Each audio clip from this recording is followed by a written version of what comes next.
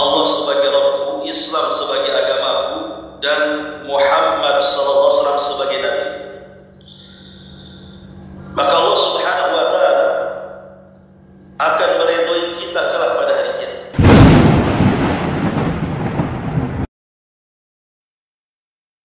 Bismillahirrahmanirrahim.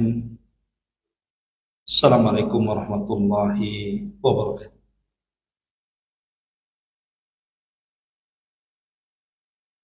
Alhamdulillah wassalatu wassalamu ala Rasulillah wa ala alihi wa sahbihi wa mawalah wa la hawla wa la quwata illa billahi wa ba'd. Hadirin dan hadirat rahimakumullah, alhamdulillah di malam ini bisa duduk kembali di Masjid Muhajirin, dan kita senantiasa berdoa kepada yang terus ikut serta membangun masjid ini dengan doa kebaikan. Tentunya kita juga yang ikut memakmurkan di masjid ini. Tak lupa salawat juga salam kita hadiahkan kepada Rasul kita Nabi besar Muhammad sallallahu alaihi wa ala alihi wasallam.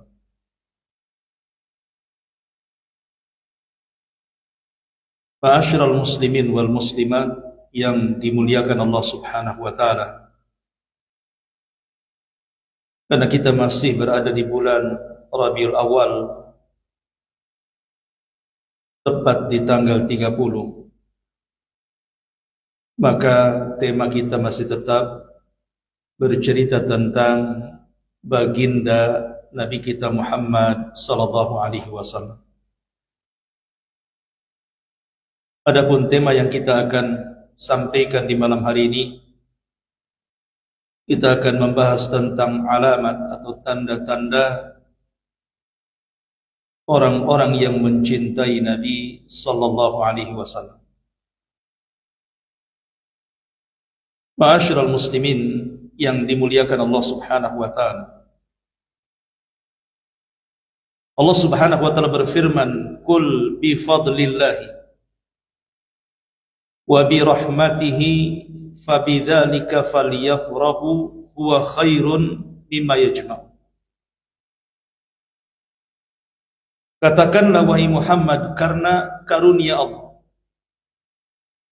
dan juga rahmat Allah yang dianugerahkan kepada kita, dengan itu berbahagialah kalian. Itu jauh lebih baik daripada dunia yang kalian kumpulkan. Tentu tidak ada karunia dan nikmat yang lebih besar melebihi diutusnya Nabi kita Muhammad sallallahu alaihi wasallam kepada kita. Karena tanpanya boleh jadi kita sudah tersesat. Dan kita bersyukur kepada Allah Subhanahu wa taala. Allah memilihkan kepada kita seorang nabi yang sangat penyayang kepada umat. Sampai-sampai Allah Subhanahu wa taala gambarkan dalam surah At-Taubah ayat 28. Laqad ja'akum rasulun min anfusikum azizun 'alaihi ma 'anittum harisun 'alaikum bil mu'minina raufur rahim. Sungguh telah datang kepada kalian seorang utusan Allah. Dia diutus dari jenis kalian. Sampai di sini ayat ini menjelaskan kepada kita, ini pun nikmat yang besar, bahwa Nabi kita Muhammad sallallahu alaihi wasallam diutus dari jenis kita manusia. Anda bisa bayangkan kalau seandainya Nabi dan Rasul yang diutus itu dari kalangan para malaikat, bagaimana cara kita menirunya? Malaikat tidak makan sementara kita banyak makan. Malaikat tidak minum sementara kita suka minum. Malaikat tidak menikah dan tidak punya anak sementara kita menginginkan menikah dan punya keturunan. Malaikat senantiasa bertasbih, tidak pernah bermaksiat, sementara kita ini cenderung bermaksiat kepada Allah Azza wa Jalla karena memiliki hawa nafsu. Seandainya Allah Subhanahu wa taala mengutus para malaikat, saya yakin tidak ada satupun manusia yang sanggup untuk mengikutinya. Tapi Rasul kita adalah manusia. Dia makan, kita makan. Dia minum, kita minum. Dia menikah dan punya anak, kita pun menikah dan punya anak. Dan begitu seterusnya. Makanya Allah Subhanahu wa taala katakan, laqad ja'akum rasulun min anfusikum. Telah datang kepada kalian seorang utusan dari jenis kalian manusia. Sifatnya azizun alaihi ma anittum. Amat sangat berat merasakan apa yang kalian derita. Jadi kalau kita menderita, Rasul juga menderita. Dan itu kepekaan luar biasa yang Rasulullah SAW alami kepada umat. Harisun alikum bil mu'minin.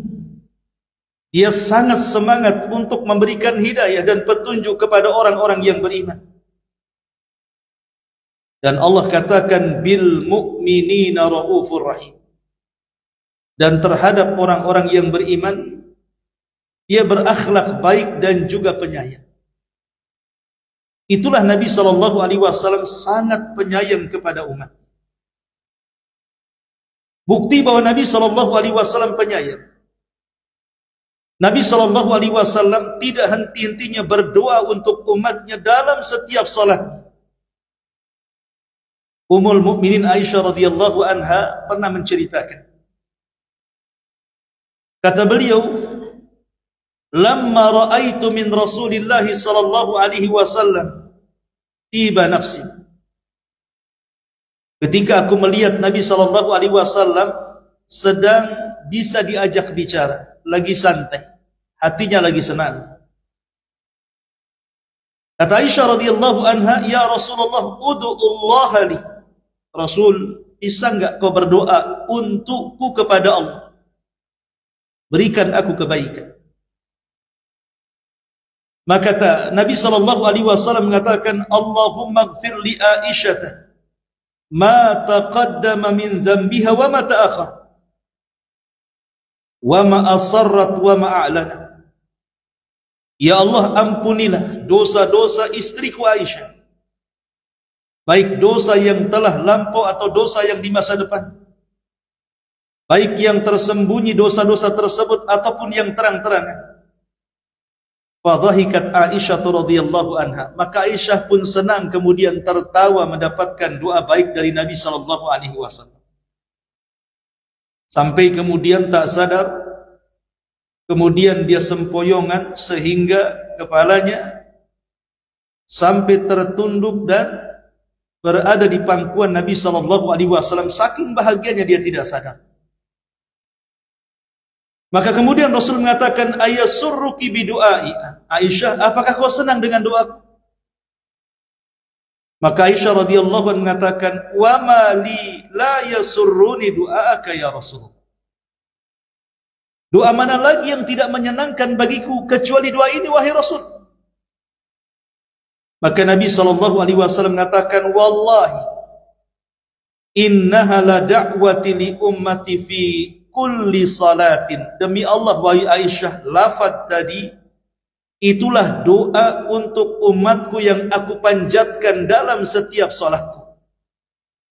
Rasul mendoakan ampunan dosa kepada kita, kepada Allah Subhanahu wa taala, agar Allah mengampuni dosa-dosa kita yang telah dan yang akan datang, yang terang-terangan ataupun yang tersembunyi.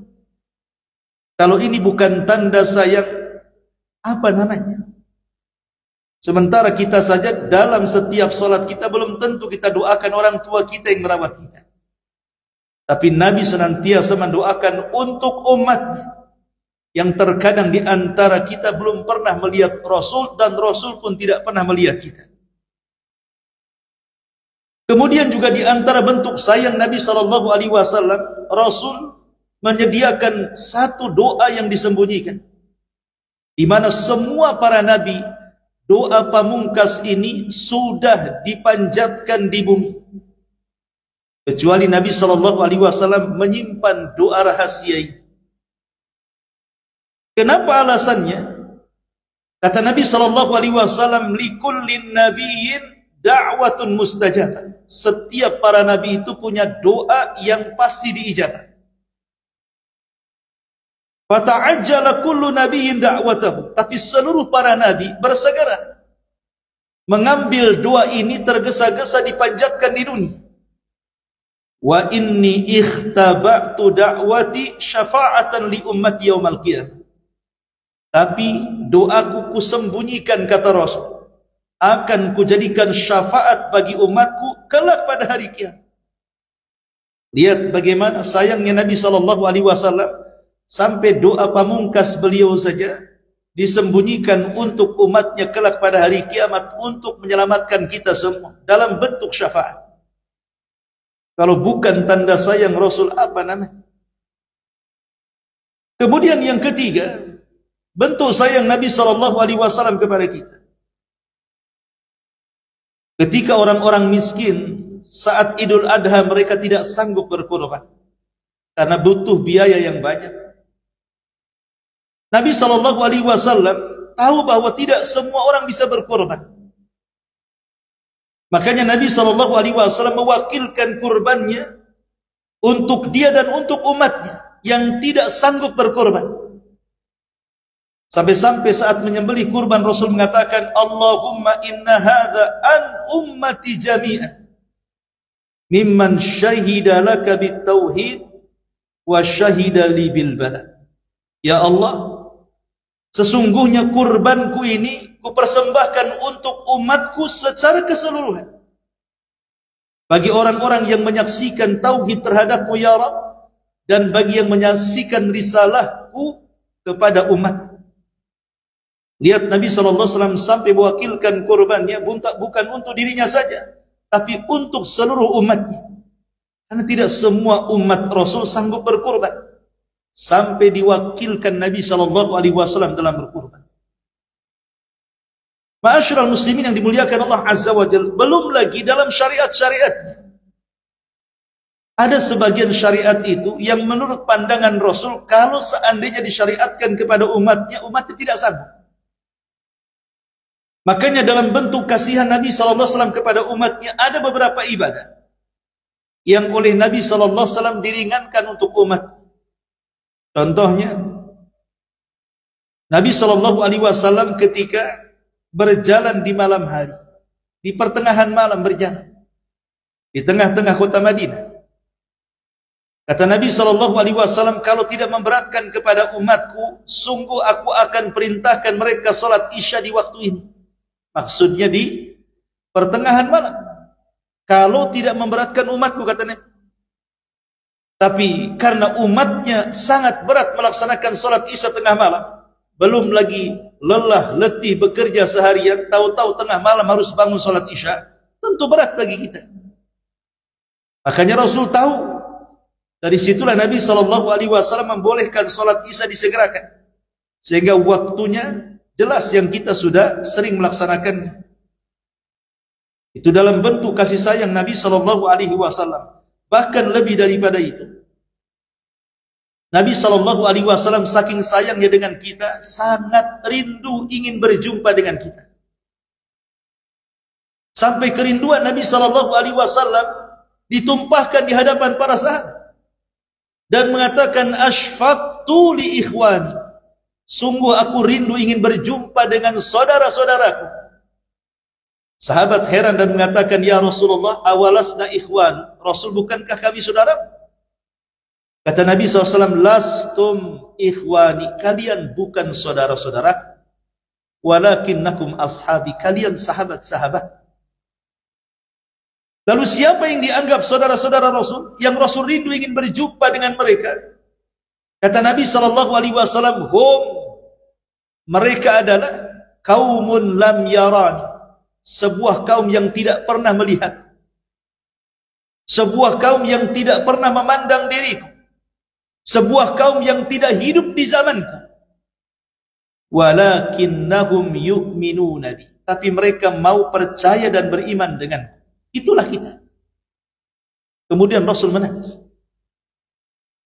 Kerinduan seperti apa yang meliputi Nabi SAW sehingga sedemikian besar ingin berjumpa dengan orang-orang yang tidak pernah berjumpa dengan dia. Kalau ini bukan bentuk kasih sayang, apa namanya? Begitulah kasih sayang Nabi SAW sampai-sampai kalau seandainya umat ini diazab oleh Allah Subhanahu wa taala, Nabi SAW tidak menghendakinya. Saat Rasulullah SAW sedang melaksanakan salat khusyuf, salat gerhana, salah satu doa Nabi SAW dalam salat gerhana, dia mengatakan, Rabbi alam ta'idni an la tu'adzibahum wa ana fihim. Ya Rabb, bukankah kau telah berjanji kepadaku, engkau tidak mengadab sementara aku hidup di tengah-tengah mereka.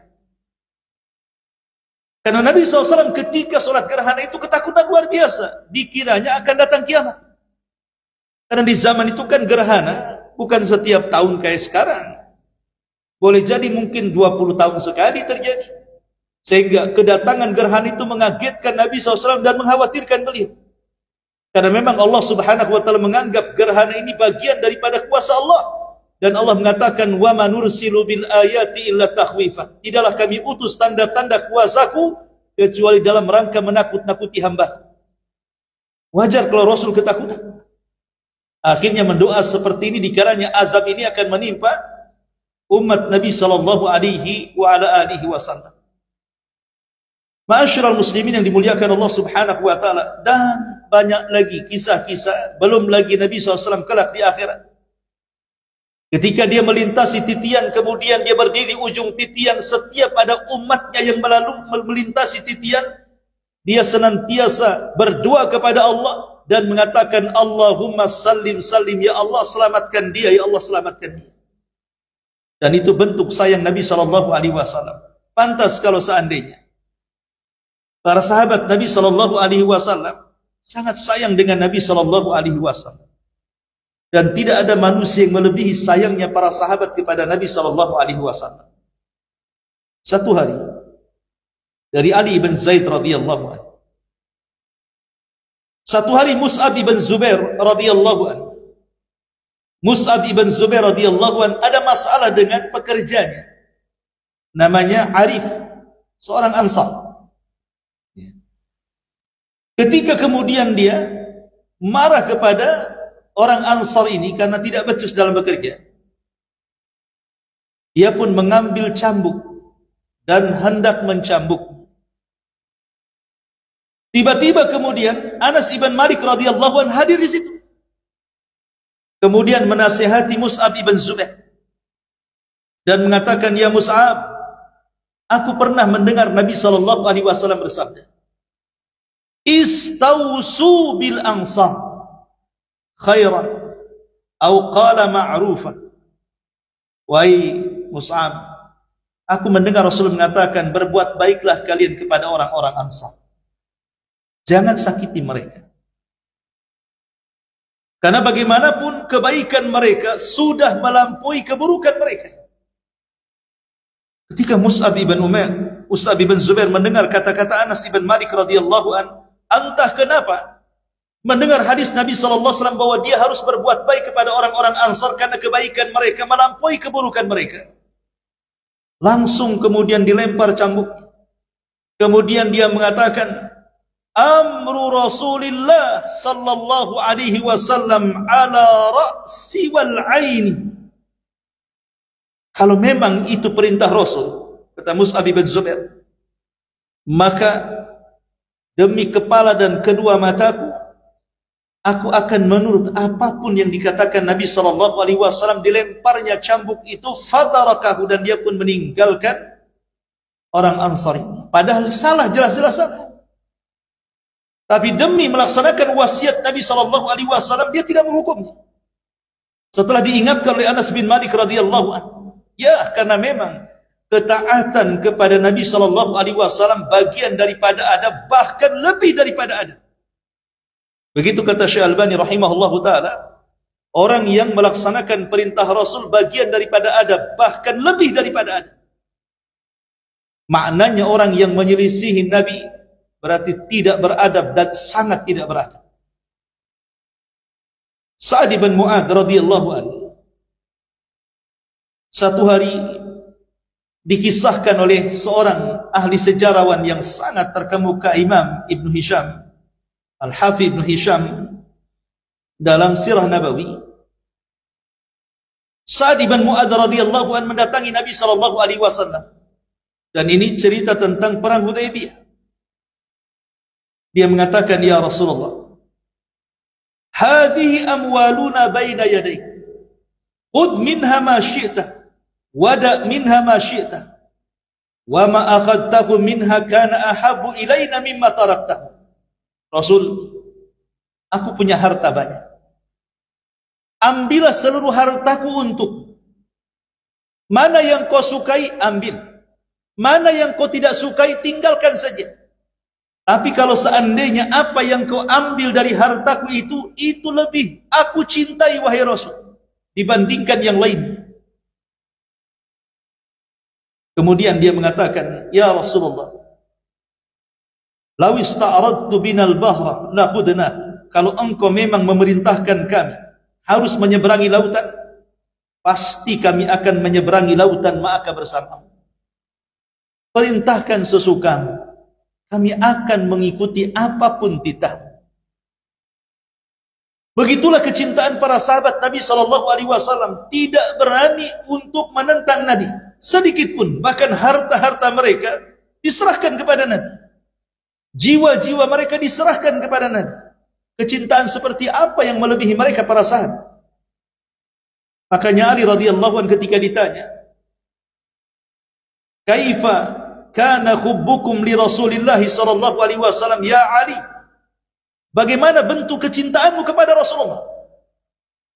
Qala, maka Ali mengatakan, kana wallah ahabbu ilaina min amwalina wa auladina wa abaina wa ummahatina wa minal ma'il baridi al-dhamma. Kata Ali radhiyallahu anhu, kalian ingin tahu bagaimana cinta kami kepada Rasul? Kemudian Ali mengatakan, demi Allah, Rasul jauh lebih kami cintai dibandingkan harta-harta kami, dibandingkan anak-anak kami, dibandingkan bapak-bapak kami, dibandingkan ibu-ibu kami, bahkan dibandingkan air yang di hadapan kami yang bisa mengurai kehausan kami. Begitulah cinta para sahabat kepada Nabi SAW, sangat luar biasa, tidak terbayangkan. Sampai-sampai Urwah ibn Mas'ud ketika itu masih kafir, belum masuk Islam, dia utusan Quraisy. Saat melobi Nabi SAW dalam perjanjian Hudaybiyah, sebelum terjadinya perjanjian Hudaybiyah, karena Rasul kan ingin umrah, tidak bisa masuk, karena mereka kemudian menganggap Rasul akan menyerang Mekah, sehingga mengancam satu kaki saja melewati tanah haram, kami akan perang. Akhirnya kemudian Nabi SAW berusaha melobi bahwa kedatangan dia dan para sahabat itu bukan untuk perang, tapi untuk umrah. Sehingga utusan demi utusan, delegasi demi delegasi berjumpa, tapi tidak ada ujung pangkalnya. Sampai akhirnya Urwah ibn Mas'ud diutus dari kalangan Quraisy untuk menjumpai Nabi SAW, dan dia menyaksikan bagaimana para sahabat mengagungkan Nabi. Apa kata dia? Wallahi, laqad wafattu 'alal muluk wa wafattu 'ala Qaisar wa Kisra wan Najas. Kata Urwah ibn Mas'ud, demi Allah, aku ini seorang pedagang, sudah melewati raja-raja dunia. Aku pernah lewat kepada Raja Kisra Persia, aku pernah lewat kepada Raja Kaisar Romawi, bahkan aku pernah ke Ethiopia menemui Najasyi.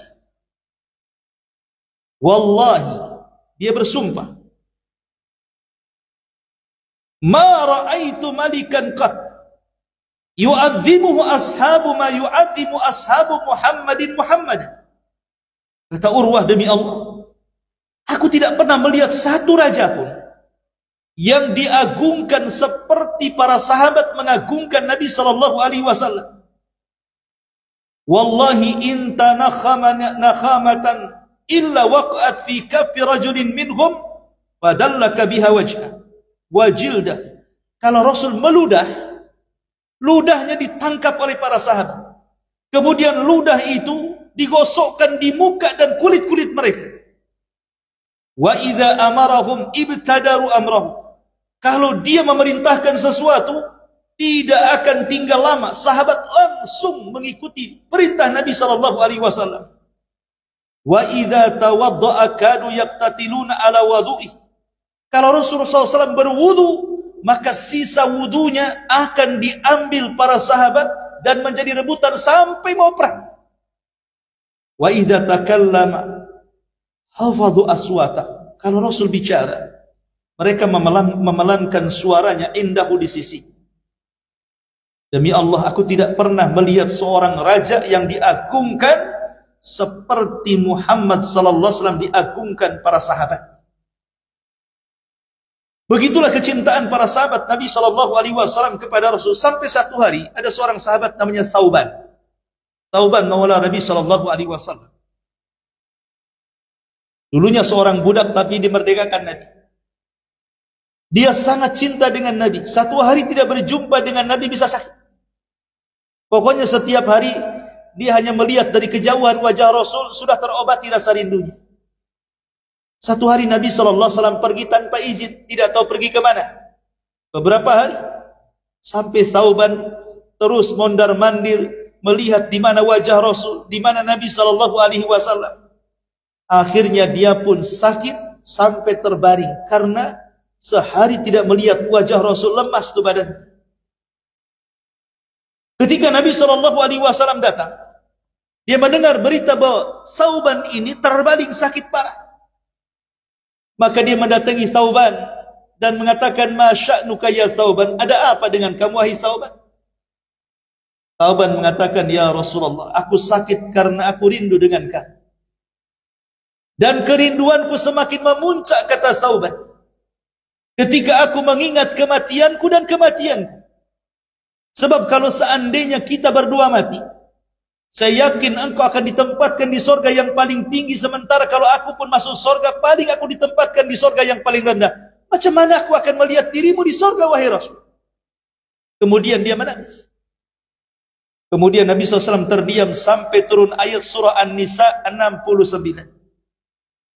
"Wa man yuti'illaha war rasul فَأُولَٰئِكَ مَعَ الَّذِينَ أَنْعَمَ اللَّهُ عَلَيْهِمْ مِنَ النَّبِيِّينَ وَالصِّدِّيقِينَ وَالشُّهَدَاءِ وَالصَّالِحِينَ وَحَسُنَ أُولَٰئِكَ رَفِيقًا."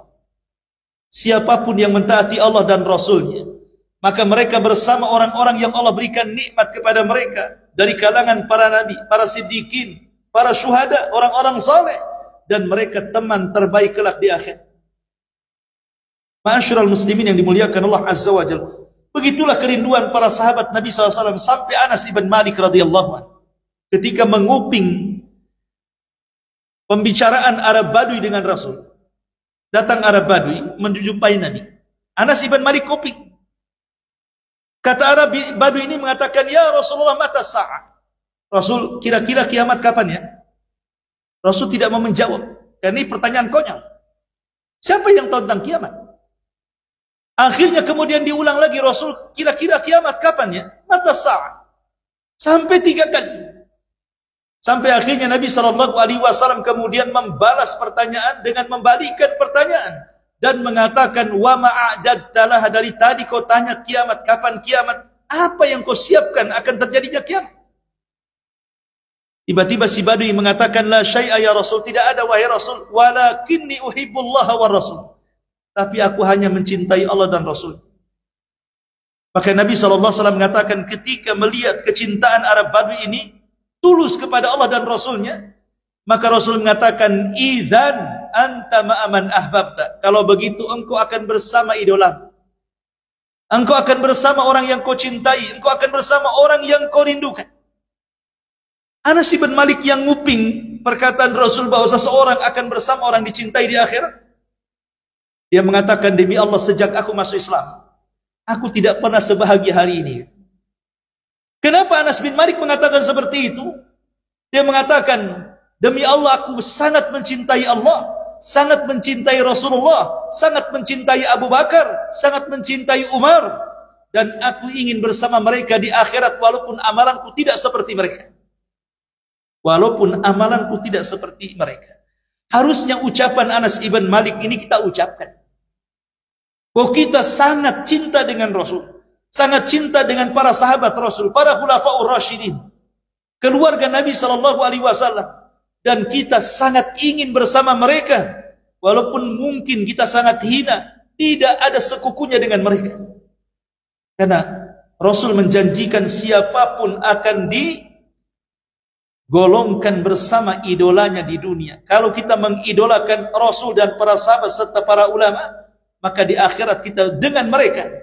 Tapi kalau yang kita idolakan Fir'aun, yang kita idolakan Namrud, yang kita idolakan Qarun, yang kita idolakan orang-orang kafir, para pemain bola, artis Hollywood dan yang semacamnya, ya silahkan Anda akan bersama mereka. Karena orang itu akan bersama orang yang dicintai. Ma'asyiral muslimin yang dimuliakan Allah Azza wa Jalla. Baik, lalu apa sih tanda-tanda orang cinta Nabi itu? Kita masuk maksud tema kita ini. Lalu apa tanda?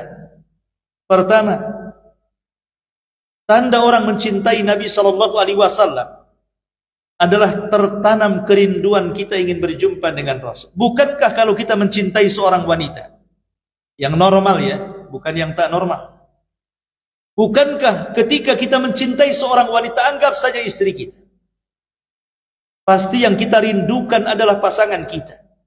Itu tanda cinta namanya. Kalau kita tidak rindu, nampaknya tidak cinta. Maka tanda kecintaan kepada Nabi SAW kalau tertanam kerinduan kepada kita untuk berjumpa dengan Nabi SAW. Bilal ibn Rabah radhiyallahu anhu, satu detik wafat. Dia merasakan sakit. Ya, namanya Nabi saja merasakan sakit saat sakaratul maut. Bahkan berkali lipat dibandingkan kita rasa sakit. Istrinya melihat kondisi suaminya yang kasihan karena dia melihat ketika koma. Tiba-tiba kemudian Bilal sebelum menghembuskan nafas terakhirnya, dia memandang istrinya dan mengatakan, jangan kau tangisi kematianku. Ghadan naltaqil ahibbah Muhammadan wa hizbah. Besok saya akan berjumpa dengan orang yang paling kucintai. Dialah Muhammad dan sahabat-sahabat. Kata Bilal ibn Rabah saat detik wafatnya, dia mengatakan, ghadan naltaqil ahibbah, besok aku akan berjumpa dengan orang yang kucintai. Kenapa kau tangisi aku? Tenang saja wahai istriku, besok aku akan berjumpa dengan orang yang kucintai. Dialah Muhammad dan juga para sahabat. Begitulah kecintaan Bilal kepada Nabi SAW. Makanya saat Bilal kemudian resign jadi muadzin, karena dia tidak tahan apabila dia mengucapkan asyhadu anna Muhammadar Rasulullah, dia tidak sanggup mengucapkan sehingga terdiam, sehingga tergantung azannya, sehingga dia hanya bisa mengucapkan sambil menangis. Sehingga dia datang kepada Abu Bakar Siddiq radhiyallahu anhu mengatakan, wahai Abu Bakar, saya ingin resign jadi muadzin, gantikan aku saja dengan yang lainnya. Aku ingin pergi ke Syam supaya melupakan kesedihan ini. Aku ingin berjihad dengan kaum muslimin di perbatasan kaum muslimin. Abu Bakar Siddiq radhiyallahu anhu, tidak bisa. Kau harus tetap menjadi muadzin. Kata Bilal, wahai Abu Bakar, apakah dulu saat kau merdekakan aku supaya aku menuruti perintahmu, atau karena memerdekakan tujuannya karena Allah Subhanahu wa ta'ala? Kalau tujuannya supaya aku mengikuti perintahmu, saya tidak akan resign. Tapi kalau seandainya tujuan memerdekakan aku karena lillah, karena Allah Subhanahu wa ta'ala, biarkan aku pergi. Akhirnya Bilal pun diizinkan pergi, kemudian tinggal lama di negeri Syamsan, berjihad bersama kaum muslimin. Itulah kerinduan sang muadzin Nabi SAW, Bilal ibn Rabah. Abu Bakar Siddiq radhiyallahu anhu, saat detik wafatnya juga sama. Dia mengatakan kepada putrinya Aisyah radhiyallahu anha, mengatakan, ya Aisyah, ayu yaumin hada? Aisyah, ini hari apa? Ini hari apa? Ini saat detik-detik wafatnya Abu Bakar. Dia bertanya soal hari. Kata Aisyah radhiyallahu anha, yaumul itsnin ya abi. Hari Senin wahai ayahku. Maka kemudian Abu Bakar mengatakan, wallahi la arju baini wa baina hadhihi al-lailah. Demi Allah, aku hanya berharap umurku sampai di malam ini saja. Kenapa? Karena Nabi SAW meninggal di hari Senin. Abu Bakar ingin sama kematiannya di hari yang sama Rasulullah SAW meninggal. Kemudian Abu Bakar bertanya lagi, kaifa kafantumuhu? Bagaimana kalian kafankan Nabi? Mereka mengatakan Rasul dikafani dengan 3 helai kain kafan. Kata Abu Bakar, kafankan aku seperti kalian mengkafankan Nabi. Pokoknya Abu Bakar ingin seperti Nabi. Makanya Abu Bakar Siddiq radhiyallahu meninggal usianya sama dengan Nabi, harinya sama dengan Nabi, dan dikafankan sama dengan Nabi, bahkan dikuburkan di samping Nabi. Kerinduan para sahabat luar biasa kepada Nabi SAW. Umar juga sama. Saat ditusuk oleh Abu Lulu saat mengimami salat subuh, sehingga darah keluar banyak, sehingga apabila diberikan obat oleh dokter, keluar dari bekas lukanya, kata dokter, gak diselamatkan Amirul Mukminin, pasti dia meninggal. Karena sudah tahu detik wafatnya. Maka Umar memanggil putranya Ibnu Umar radhiyallahu anhu dan mengatakan, ya Ibnu Umar, idhab ila ummina Aisyah. Pergi kepada ibu kita Aisyah radhiyallahu anha. Katakan dari Umar, jangan kau katakan dari Amirul Mukminin, karena aku bukan lagi Amirul Mukminin setelah ini. Katakan kepada dia, bisa enggak apabila aku meninggal, aku dikuburkan di samping orang yang kucintai, Abu Bakar dan juga Rasul sallallahu alaihi wasallam. Kata Aisyah radhiyallahu anha, demi Allah, sebenarnya itu adalah tempat yang kuinginkan setelah kematian. Tapi karena Umar yang memintanya, apalah daya, tidak mungkin aku akan menolak. Biarkan aku dikuburkan di Baqi. Maka kemudian Ibnu Umar menyampaikan kabar gembira kepada Umar radhiyallahu anhu, mengatakan, wahai abi, keinginanmu tercapai. Aisyah radhiyallahu anha ummuna mengizinkan. Sejak itulah Umar radhiyallahu anhu kemudian bahagia luar biasa, terutama karena doanya terkabulkan. Dia ingin mati syahid di tempat hijrahnya Nabi sallallahu alaihi wasallam. Dia dibunuh oleh orang kafir alias syahid, bahkan dikubur di Masjid Nabawi, di tempat hijrahnya Nabi sallallahu alaihi wasallam. Begitulah tanda cinta ketika kita rindu berjumpa dengan Nabi sallallahu alaihi wasallam. Yang kedua, tanda cinta adalah kita tidak suka, bahkan membenci kalau ada orang yang kita cintai dicelanya, kalau orang yang kita cintai dihinanya, kalau orang yang kita cintai itu dimakinya, direndahkannya. Tanda cinta adalah kita benci kepada orang yang membenci orang yang kita cintai, bukan? Kan begitu. Kalau seandainya kita ini cinta dengan istri kita tahu-tahu dimaki orang, direndahkan orang, dihina orang, tentu orang yang kita cintai tidak mungkin kita biarkan terhina oleh orang lain. Maka sebagai bentuk tanda cinta kita kepada Nabi SAW, kita harus marah kalau ada yang sampai mengolok-olok Nabi SAW.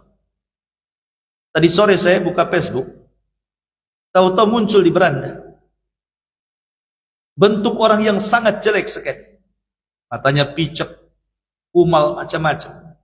Ditulis di status di situ, inilah orang yang sangat diagung-agungkan umat Islam, sang Nabi tolol, na'udzubillah. Ini sudah keterlaluan, membuat karikatur yang tidak jelas, menghina Nabi SAW.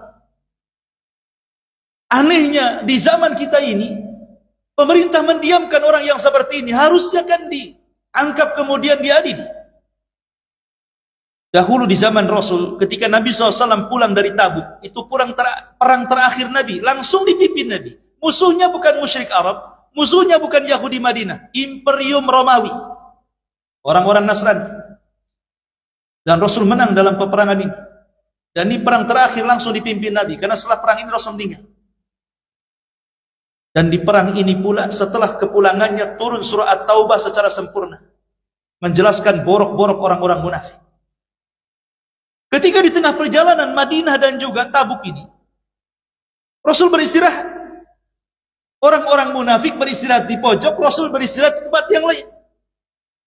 Entah apa, angin apa yang membuat orang-orang munafik tiba-tiba mengolok-olok Rasul saat itu.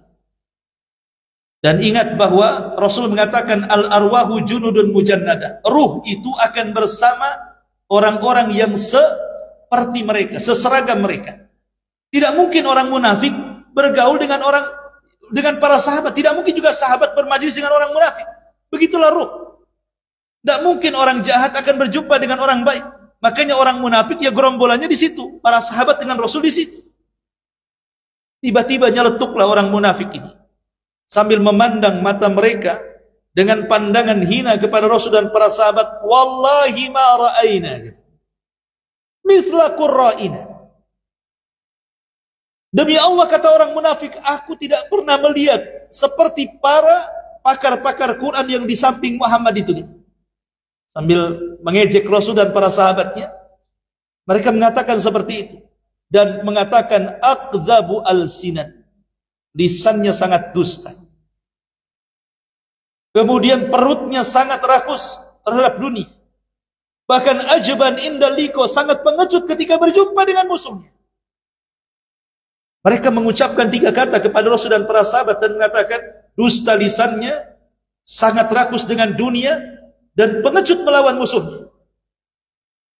Ketika itu ada seorang sahabat yang mendengar kata-kata itu dan mengatakan, la ukhbirannakum Rasulullah. Saya akan habarkan ucapan kalian kepada Nabi sallallahu alaihi wasallam. Kemudian dia lari menghadap Rasul, tapi Jibril lebih dulu sampai kepada Rasul dibandingkan sahabat itu. Dan menurunkan surah At-Taubah, qul abillahi wa ayatihi wa rasulihi kuntum tastahzi'un la ta'tadiru qad kafartum ba'da imani. Apakah dengan Allah, dengan Rasul, dengan ayat-ayatnya kalian memperolok-olok? Jangan cari-cari alasan. Kalian setelah kufur, setelah datangnya keimanan kepada kalian. Ketika turun ayat ini dan dibacakan oleh Rasul, Rasul langsung naik ke atas unta. Orang munafik yang mengatakan tadi ketakutan, langsung mengejar Rasul, kemudian memegang pelana Rasul, sementara Rasul terus memacu kudanya sampai kakinya terseret kaki dan kerikil, sambil mengatakan, ya Rasulullah, innama kunna nakhudhu wa nal'ab. Rasul, kami main-main saja, kami tidak sungguhan, kami hanya menghilangkan penat bersenda gurau saja. Maka Rasul tetap mengatakan, apakah dengan begini kau bersenda gurau? Apakah dengan Allah, Rasul dan ayat-ayatnya kalian bersenda gurau? Jangan kalian cari-cari alasan, kalian sudah kufur setelah keimanan kalian. Lihat bagaimana Nabi SAW sangat membenci orang yang membenci. Maka kita juga harus sama. Kalau kita mencintai Rasul, bencilah orang yang membenci Nabi SAW.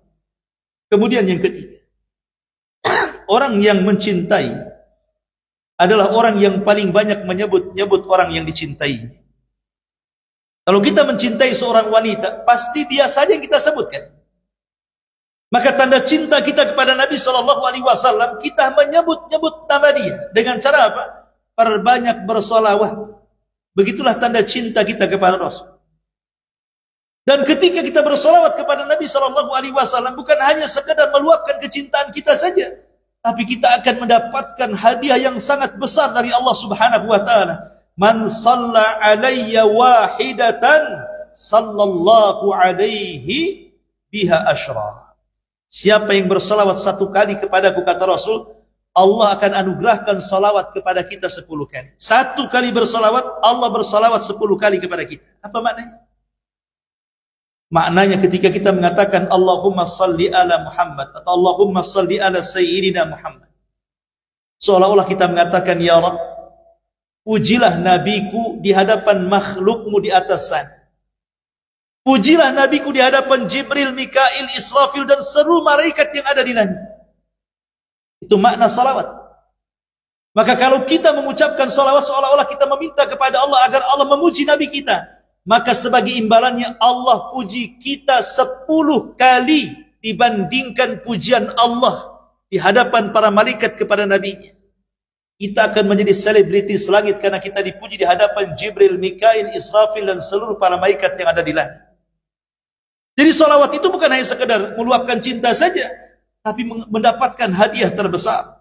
Karena itu juga di antara sebab mustajab doa adalah ketika kita berdoa tidak lepas daripada salawat kepada Nabi SAW. Kemudian yang keempat, tanda cinta kita kepada Nabi SAW, tanda cinta itu ketika kita ingin senantiasa dekat dengan orang yang kita cintai. Orang kalau cinta dengan orang yang kita cintai, kita tidak mungkin mau jauh. Maunya kita lengket kayak perangko bahasanya. Maunya kita ini tidak mau jauh dari tatapannya, dari sentuhannya, dari pelukannya, dan begitu seterusnya. Makanya di zaman Nabi SAW ada seorang anak, usianya 10 tahun, selalu membantu Nabi SAW di tengah malam. Sampai tidurnya itu dia selalu di depan pintu Rasul. Takut malam-malam Rasul bangun, butuh air, butuh sandal, butuh siwak, dia siapkan semuanya. Namanya Rabi'ah. Kemudian Rasul karena melihat Rabi'ah ini luar biasa, membantu dia setiap malam, yang tidak dilakukan anak-anak 10 tahun. Apalagi di zaman sekarang, anak 10 tahun kemana? Rasul ingin mengatakan, ya Rabi'ah, engkau sudah banyak membantuku. Kira-kira kalau engkau menginginkan sesuatu, katakan saja, aku akan beri. Bayangan kita, kalau anak 10 tahun hari ini dikatakan seperti orang tuanya, nak, mintalah sesuatu, ayah akan beri, ibu akan beri. Kira-kira anak 10 tahun hari ini minta apa? Antum sudah lebih paham permintaannya. Pasti minta gadget, handphone, TikTok, macam-macam kan gitu ya. Karena sekarang kecil-kecil lebih pandai main handphone daripada ibunya. Tapi Rabi'ah ini mengatakan, ya Rasulullah, aku tidak hendak meminta sesuatu. Kata Rasul, mintalah. Kemudian Rabi'ah mengatakan, baik. Dia mengatakan, inni uridu ma'aka fil jannah. Aku tidak ingin apa-apa wahai Rasul, tapi jadikan temanmu diriku di sorga. Jadikan aku sebagai temanmu di sorga. Umur 10 tahun. Karena cinta dengan Rasul mengatakan, jadikan aku temanmu di sorga. Kata Rasul, baik, tetapi bantulah supaya cita-citamu terkabulkan. Fa inni ala nafsika bi kathratis sujud. Bantulah agar keinginanmu tercapai, perbanyaklah sujud, artinya perbanyak salat sunnah. Ma'asyiral muslimin yang dimuliakan Allah Azza wa Jalla, itulah bentuk kecintaan kepada Rasul. Kita tidak mau jauh, maunya dekat. Dan itu yang dirasakan para sahabat, sampai-sampai walaupun sebagian sanadnya diperbincangkan para ulama, tapi kandungannya luar biasa. Saat Nabi SAW berkhutbah, dan itu akhir khutbah dia. Setelah ini Rasul meninggal. Nabi SAW berkhutbah, panjang khutbahnya. Setelah dia berkhutbah, dia ingin melepas segala duri yang ada di hatinya. Sehingga dia mengatakan, man kuntu dharabtu dhahran, fahadha dhahri falyaqtas min. Siapapun yang pernah kupukul punggungnya, ini punggungku hari ini, silahkan kalian kisos pukul punggung. Rasul sudah tua dan detik-detik wafatnya, dia mengatakan seperti itu. Siapa yang dulu pernah kupukul punggungnya, ini punggungku, silahkan pukul hari ini, buatlah kalian kisos denganku. Wa man kuntu syatamtu irdan, fahadha irdi falyaqtas minhu. Atau dulu pernah ku maki kehormatannya, pernah ku hina kehormatannya, nih kehormatanku, caci maki sekarang aku. Wa man kuntu akhadtu malan, fahadha mali falyaqud minhu. Atau dulu hartanya pernah ku ambil, entah sengaja ataupun tidak, nih hartaku, silahkan ambil sekarang. Nabi SAW tidak mau meninggal dalam kondisi memiliki hutang kepada umat, sehingga dia mengatakan seperti itu di akhir khutbahnya. Tiba-tiba dari kejauhan, dari ujung pintu Masjid Nabawi, datang seorang sahabat berdiri dan mengatakan, saya akan mengkisos anda wahai Rasul. Semua sahabat matanya tertuju kepada orang ini. Kok berani-beraninya dia bicara seperti itu kepada Rasul? Rasul sedang sakit. Dan itu akhir daripada kehidupan dia. Tiba-tiba ada seorang sahabat mengatakan, saya ingin berkisos dengan anda. Kata Rasul, siapa anda? Coba mendekat. Akhirnya sahabat ini makin mendekat. Barulah Rasul SAW kemudian nampak sahabat itu. Rasul mengatakan, bukankah anda Ukasah ibn Mihsan?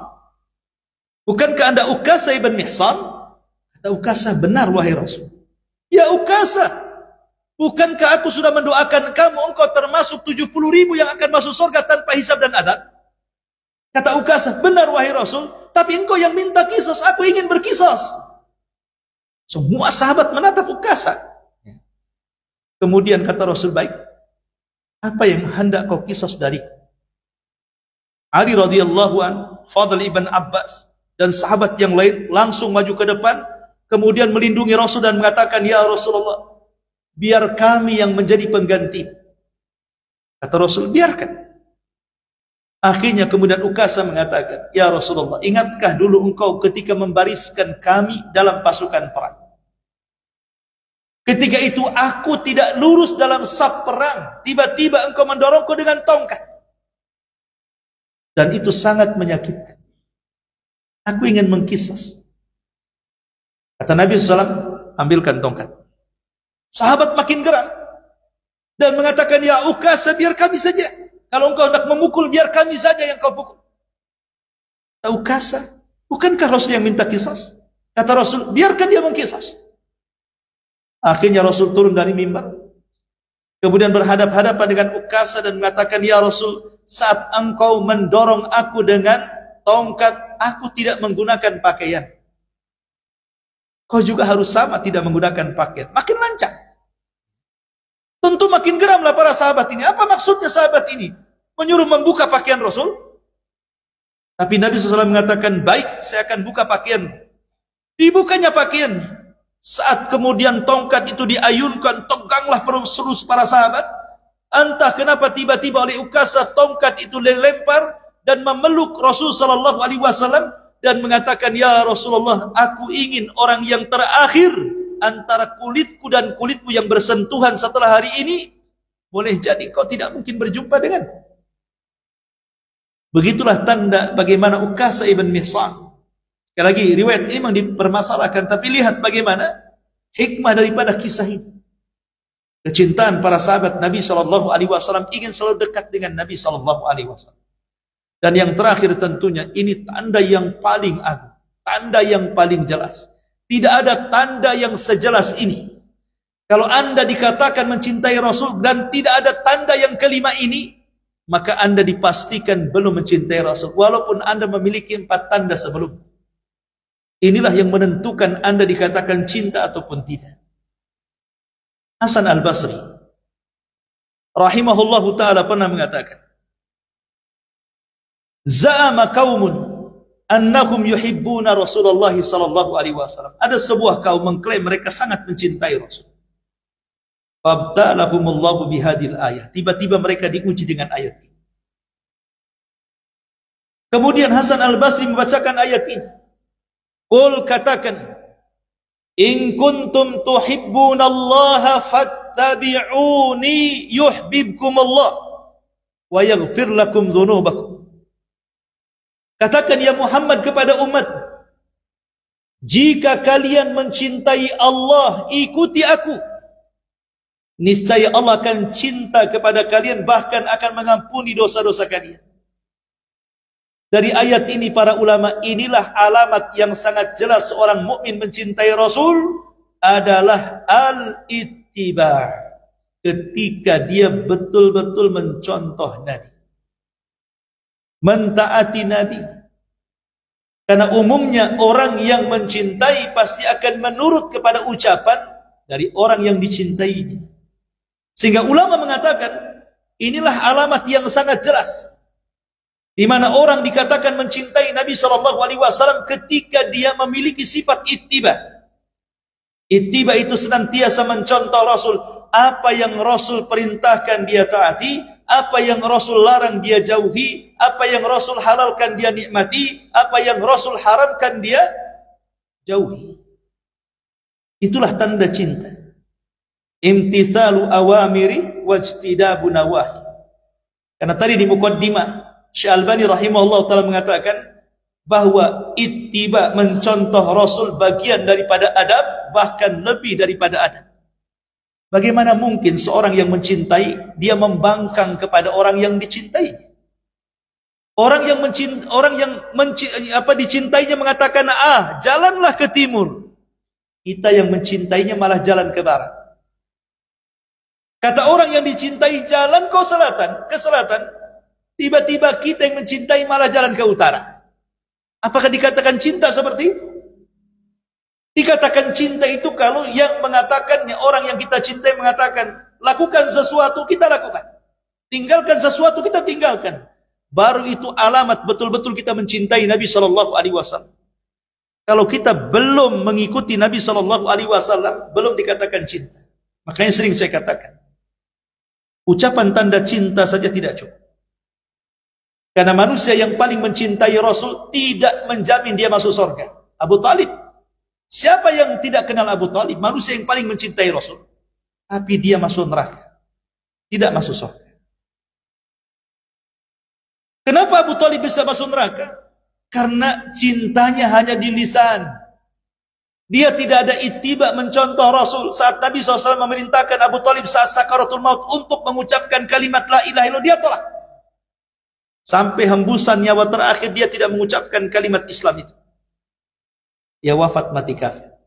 Padahal dia ayah angkat Rasul, mendidik Rasul dari 8 tahun usianya. Sampai menikah dengan Khadijah, dia juga yang melamarkannya. Sampai ketika diangkat jadi Nabi dan Rasul, dia juga yang membekengi dakwah Rasul sehingga orang-orang kafir Quraisy tidak bisa menyentuh Nabi. Habis waktunya, habis hartanya. Bahkan menyerahkan jiwanya untuk membantu Rasul. Tapi apakah menjamin dia masuk surga? Tidak, rupanya Abu Talib masuk neraka. Kenapa?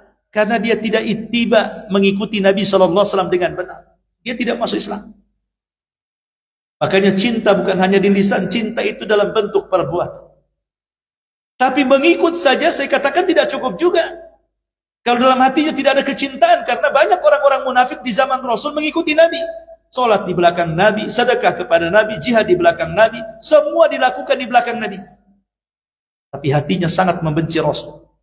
Pun orang-orang munafik tidak menjadikan mereka masuk ke dalam surga. Justru mereka dikekalkan di neraka sebagai orang kafir yang merusak Islam dari dalam. Ma'asyiral muslimin yang dimuliakan Allah Azza wa Jalla, itulah 5 tanda cinta kepada Nabi sallallahu alaihi wasallam. Wallahu a'lam bishawab. Subhanallah hamdika asyhadu an la ilaha illa anta astaghfiruka wa atubu ilaik. Allahu ta'ala alam. Assalamualaikum warahmatullahi wabarakatuh.